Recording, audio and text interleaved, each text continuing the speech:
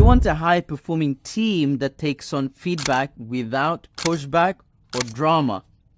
This secret has been directly responsible for the incredible progress we have made in our group of companies, alhamdulillah.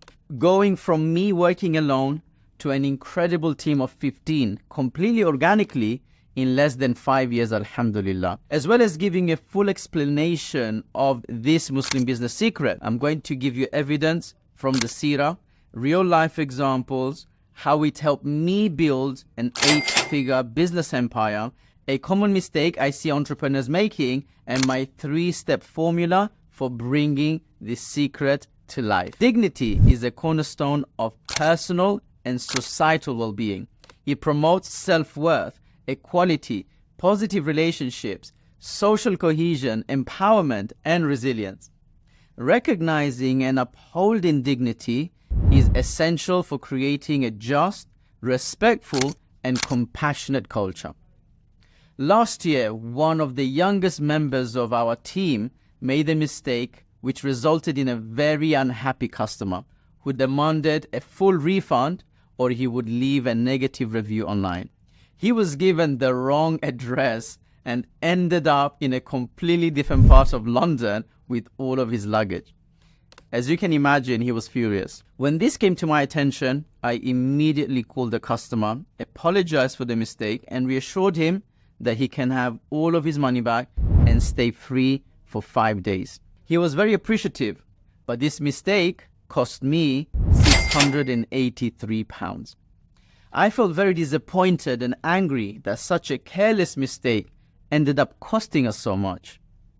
But when I spoke to our team member, I tried my best not to make him feel guilty or humiliated in any way. I could have taught him to be more careful in the future by saying that it was his careless mistake and therefore he should be paying for the losses. Instead, I decided to pay for it from my own pocket, and I emphasized that he must triple check important details going forward. I think that this small gesture, instead of a harsh lesson and a humiliation, made him realize that he is respected and valued, which alhamdulillah paid off in the long run, because he worked really hard and actually ended up getting 2 promotions in under 1 year. Today, he is one of our most trusted and hardworking team members, alhamdulillah. That is the day I learned the power of protecting people's dignity and how we can become an edge in business.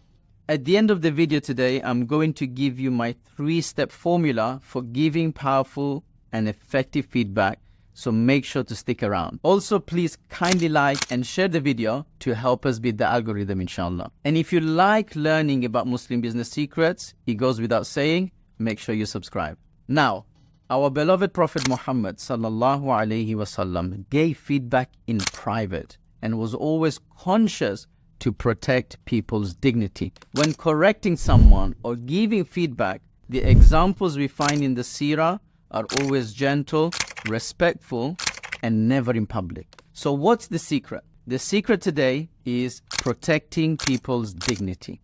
Recognizing and upholding dignity is essential for creating a just, respectful, and compassionate culture.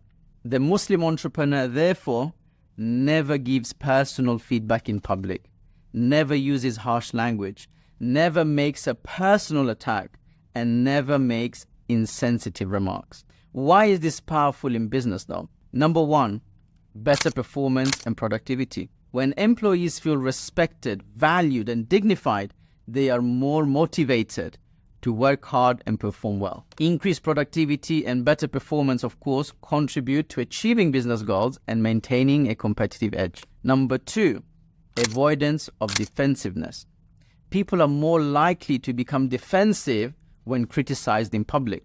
This can hinder their ability to accept the feedback and act on it in a constructive way. Number 3, reduced conflict and stress.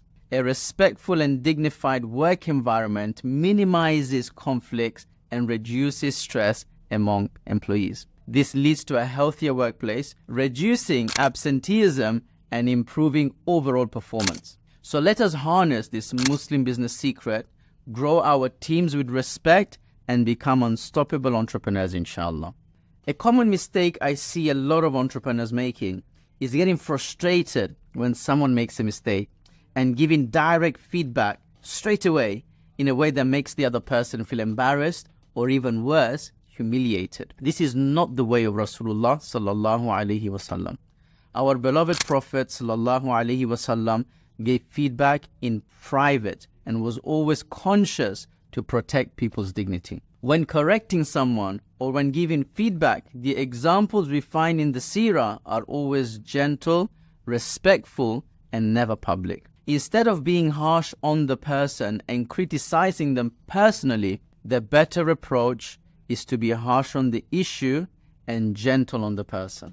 For example, let's say an employee misbehaved with a customer. Instead of being angry and saying, "Your behavior was unacceptable, what is wrong with you? You need to fix up if you want to keep your job," a better way of correcting him or her would be to say, "We must always serve our customers with respect and empathy.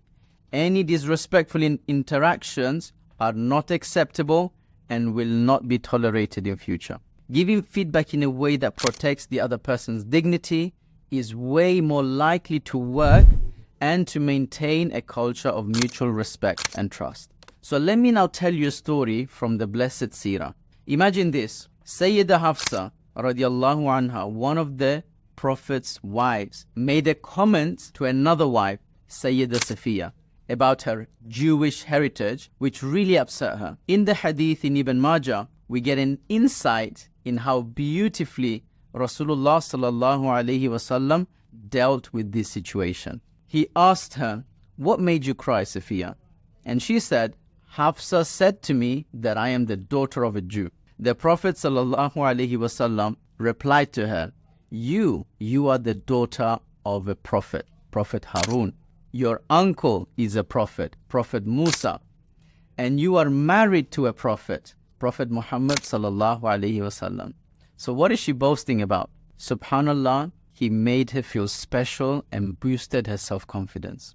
He then went to Hafsa radiallahu anha and said to her, "O Hafsa, fear Allah." He didn't scold her. He didn't accuse her.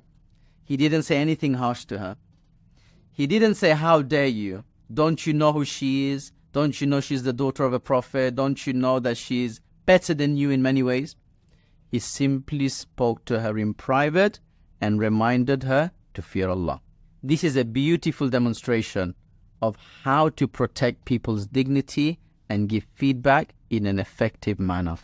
As promised, let me now give you the 3 steps, insha'Allah, that you can use next time you want to give feedback to someone and you want it to actually work. Number 1, provide the feedback privately.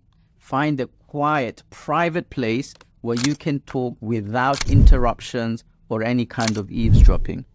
Doing so avoids public embarrassment and allows the person to receive the feedback without feeling exposed. Number 2, use gentle and respectful language.